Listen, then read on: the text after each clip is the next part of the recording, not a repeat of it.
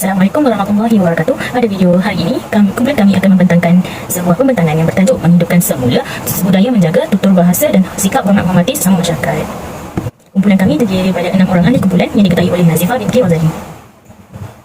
Assalamualaikum, nama saya mengucapkan Ilyas Hafiz. Assalamualaikum warahmatullahi wabarakatuh. Saya Nazifah binti Wazali. Nama saya Akilah Alia binti Ustaz. Assalamualaikum warahmatullahi wabarakatuh. Nama saya Siti Nurhaliza binti Asyai. Assalamualaikum warahmatullahi wabarakatuh. Nama saya Nur Insyirah binti Rafi. Assalamualaikum, nama saya Siti Nur Aiman Najihah binti Syahani. Penangguhan. Seperti yang kalian semua tahu, Islam amat begitu umatnya untuk menjaga etika dan peradaban dalam melakukan sesuatu perkara. Jika laku yang baik mampu membentuk masyarakat yang bertamadun. Dalam usaha untuk membentuk sebuah masyarakat yang bertamadun ini, setiap individu perlulah menjalankan tanggungjawab sosial mereka. Sikap saling hormat menghormati dan menjaga tutur bahasa juga merupakan salah satu sikap masyarakat yang bertamadun dan amat dituntut dalam Islam bagi memastikan keharmonian masyarakat dan juga negara. Seterusnya mengenai isu permasalahan. Perbahasan mengenai tanggungjawab sosial dan etika yang menjadi buanan masyarakat pada masa kini. Kesedaran dalam penjagaan tutur bahasa dan sikap saling hormat menghormati semakin berkurangan dalam kalangan masyarakat terutamanya para remaja. Hal ini dapat dibuktikan dengan suatu kejadian di mana seorang pemain badminton perseorangan wanita negara yang berbangsa India iaitu S. Isona yang telah menerima kecaman berbau dihormat oleh seorang individu berbangsa Melayu di sebuah laman sosial disebabkan oleh kekalahannya dalam aksi separuh akhir Piala Sudirman. Hal ini berlaku disebabkan kurangnya nilai akhlak yang dimiliki masyarakat pada masa kini di mana mereka semakin lantang dan berani sehingga mengambil sikap hormat dalam diri mereka. Perkara ini mampu memberi kesan yang buruk terhadap hubungan baik sesama masyarakat dan pembangunan negara juga akan terjejas. Oleh itu, ibu bapa perlu memainkan peranan penting dalam membentuk sikap anak-anak supaya dapat membentuk individu yang beretika dan beradab. Setiap masyarakat juga perlu belajar untuk tidak membezakan layanan untuk setiap kaum. Sebaliknya belajar untuk saling hormat menghormati antara satu sama lain. Seterusnya, kita masuk kepada isi bentuk asuhan ibu bapa di rumah. Bentuk asuhan ibu bapa di rumah yang akan dibincangkan ialah autoritatif. Autoritatif bermaksud asuhan di mana ibu bapa memberi sepenuh pengawalan dan bertanggungjawab terhadap anak-anak. Bentuk asuhan ini menggunakan konsep give and take atau dalam kata lain memberi dan mengambil. Ibu bapa akan memberikan yang terbaik untuk anak-anak seperti kasih sayang, bertimbang rasa dan sifat-sifat ini akan diambil anak-anak untuk digunakan pada masa hadapan kelak. Antara ciri-ciri bentuk asuhan autoritatif ialah ibu bapa memantau segala aktiviti yang dilakukan anak-anak seperti dengan siapa mereka berkawan, dengan siapa mereka berkomunikasi dan aktiviti seharian mereka dalam menggunakan gadget. Ibu bapa juga menggunakan prinsip demokratik dalam mendidik anak-anak mereka. Ibu bapa akan memberikan kasih sayang yang secukupnya kepada anak mereka dengan mengambil tahu emosi anak, memuji dan menunjukkan sifat-sifat yang positif terhadap mereka. Ibu bapa mengamalkan bentuk disiplin yang positif seperti adil dan konsisten dalam mentadbir segala urusan anak. Akhir sekali, ibu bapa akan mendengar luahan anak-anak. Perkara ini nampak kecil tapi memberi impak yang besar kepada anak-anak. Apabila anak-anak dididik dengan bentuk asuhan otoriti, maka ini akan memberi kesan terhadap cara mereka bersosial. Ibu bapa yang menggunakan asuhan secara demokratik akan melahirkan seorang anak yang bertenaga, suka menjelajah, berdedikasi, pandai mengawal diri serta positif.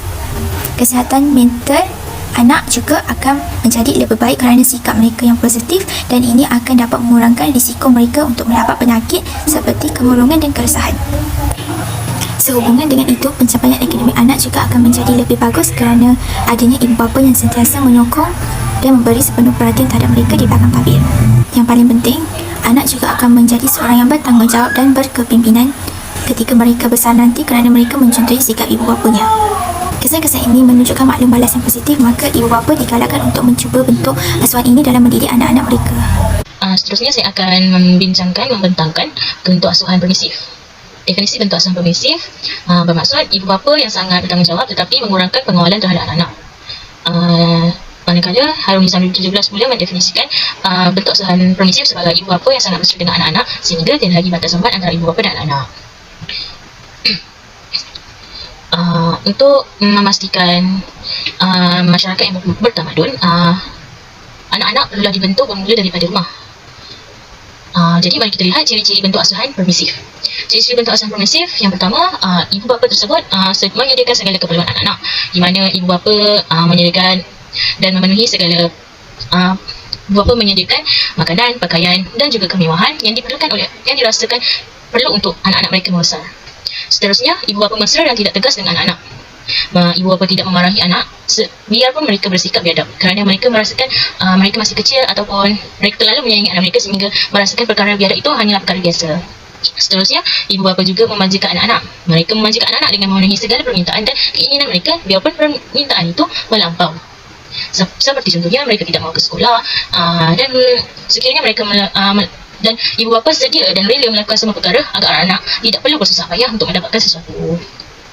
Dan terakhir, ibu bapa memberikan kebebasan yang menyeluruh kepada anak-anak mereka. Ini kerana mereka terlalu percayakan anak-anak mereka ataupun mereka sibuk dengan kerja hanya untuk memenuhi keperluan dan kemahuan anak-anak, tetapi tidak meluangkan masa bersama-sama untuk memberi nasihat dan sebagainya. Seterusnya, kesan bentuk asuhan permisif terhadap anak-anak. Pertama, anak-anak bersikap manja.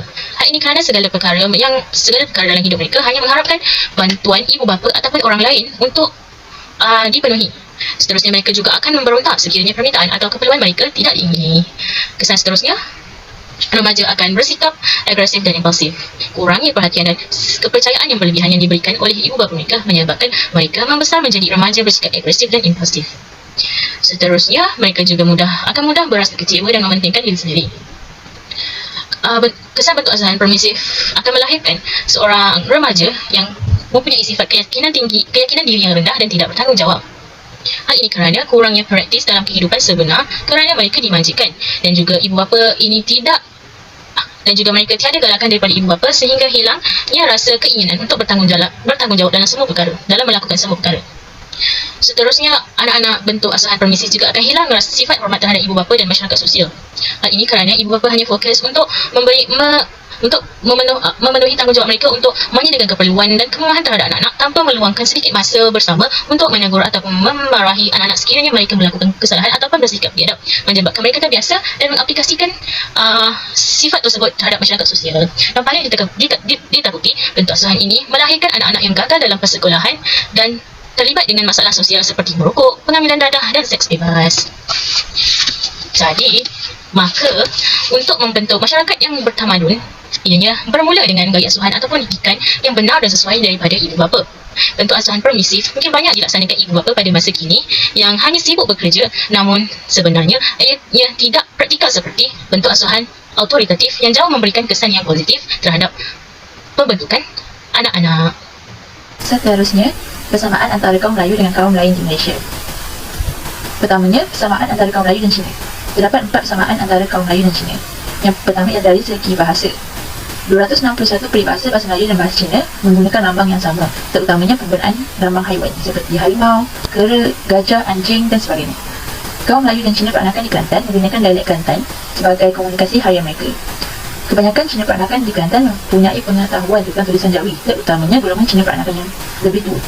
Hal ini kerana mereka telah diajar untuk menggunakan tulisan Jawi daripada mereka kecil. Persamaan yang kedua ialah dari segi pakaian.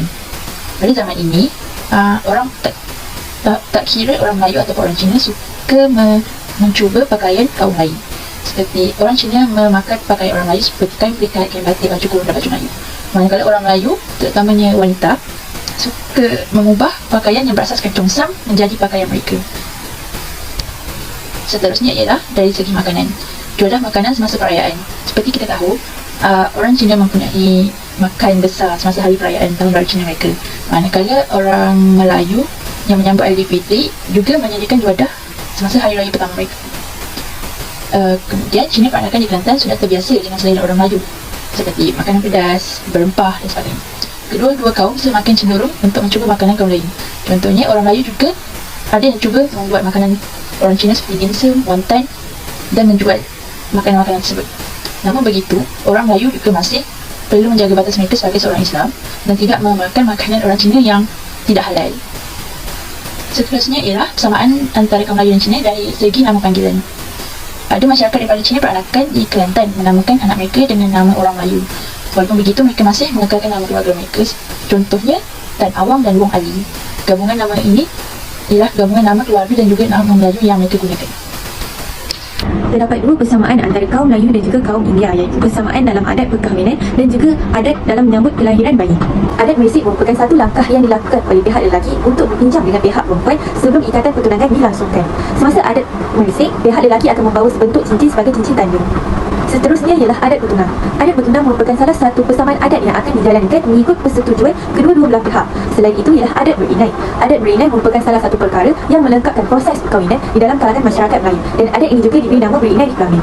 Walaupun adat berinai berasal daripada negara India, adat ini tetap diteruskan selepas kedatangan Islam. Hal ini kerana adat berinai tidak salah dari segi Islam. Setelah semuanya selesai, pembacaan doa akan dilangsungkan mengikut agama masing-masing. Bagi masyarakat Melayu, imam atau kadi akan membacakan khutbah nikah dan akan menjelaskan secara umum tanggungjawab yang bakal digalas oleh pengantin dari segi Islam. Bagi masyarakat India pula, pembacaan doa akan dilangsungkan oleh pusari, iaitu Tok Sami dalam adat bertunang. Di dalam adat rasam menyambut kelahiran bayi antara kaum Melayu dan India, terdapat 5 perkara, iaitu adat melenggang perut, bayi dibacakan bacaan tertentu setelah dilahirkan, tali pusat bayi dipotong, adat memaniskan mulut bayi, dan juga bayi diberikan nama-nama yang baik. Untuk kaum Melayu, ianya dipanggil adat melenggang perut, manakala bagi kaum India, ianya dinamakan balai kapu. Kedua-dua adat ini dilakukan terhadap wanita yang mengandung anak sulung ketika kandungan berusia dalam lingkungan 7 atau 8 tahun. Setelah bayi dilahirkan, bayi akan dibacakan sesuatu di telinga mereka. Bagi kaum Melayu atau Islam, ianya dipanggil azan ataupun iqamat, manakala bagi kaum India, ianya dipanggil Gayatri Mantra. Gayatri Mantra merupakan sejenis mantra yang dibisikkan oleh Sami atau sesiapa sahaja yang berpengetahuan tinggi di telinga bayi sebelum tali pusat dipotong. Azan atau iqamat pula merupakan amalan keagamaan. Persamaan yang seterusnya ialah bayi dipotong tali pusatnya, dan adat tertentu diamalkan bagi menyempurnakan tali pusat tersebut. Bagi kaum Melayu, ianya dipanggil tanggal pusat, dan bagi kaum India, adat memotong tali pusat. Selain itu, adat memaniskan mulut bayi bagi memudahkan pertuturan bayi juga merupakan salah satu adat yang dilakukan oleh kaum Melayu dan India. Tambah lagi, bayi diberikan nama-nama yang baik, iaitu daripada senarai nama bayi yang terpilih. Bahagian terakhir, kita pergi kepada cadangan dan penyelesaian, isi dan sasaran, dan juga maklum badas.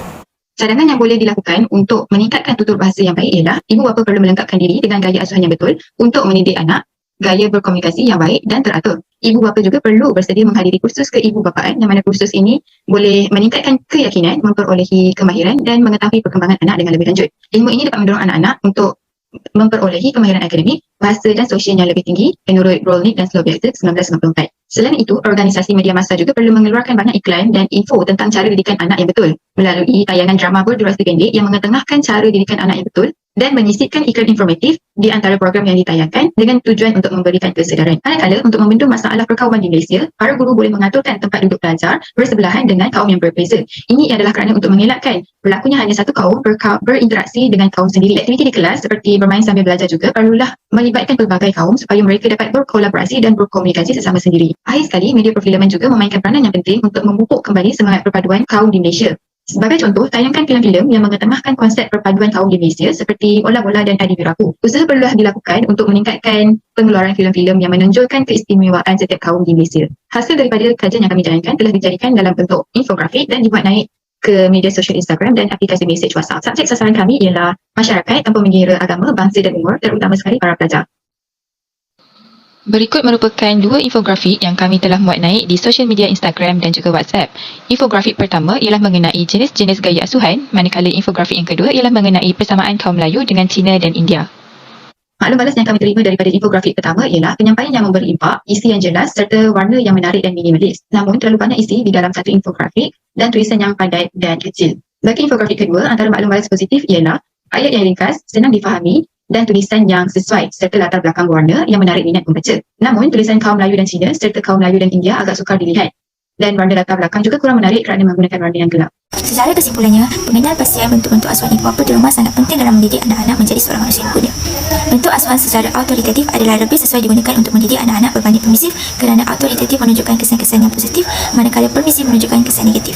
Persamaan antara kaum Malaysia dikaji dalam usaha menyerapkan sikap hormat menghormati dan budaya menjaga tutur bahasa sesama masyarakat. Persamaan antara kaum Melayu dan kaum Cina ialah bahasa, pakaian, makanan dan nama panggilan. Manakala persamaan kaum India dengan kaum Melayu ialah adat resam dan perkahwinan. Walaupun terdapat perbezaan dari segi warna kulit, bahasa dan pemakaian, tetapi masyarakat di Malaysia mempunyai satu jiwa dan rasa kerana mempunyai persamaan antara kaum. Masyarakat harus mengamalkan tanggungjawab sosial di dalam diri mereka supaya konsep keluarga Malaysia dapat dicapai. Sekian, terima kasih.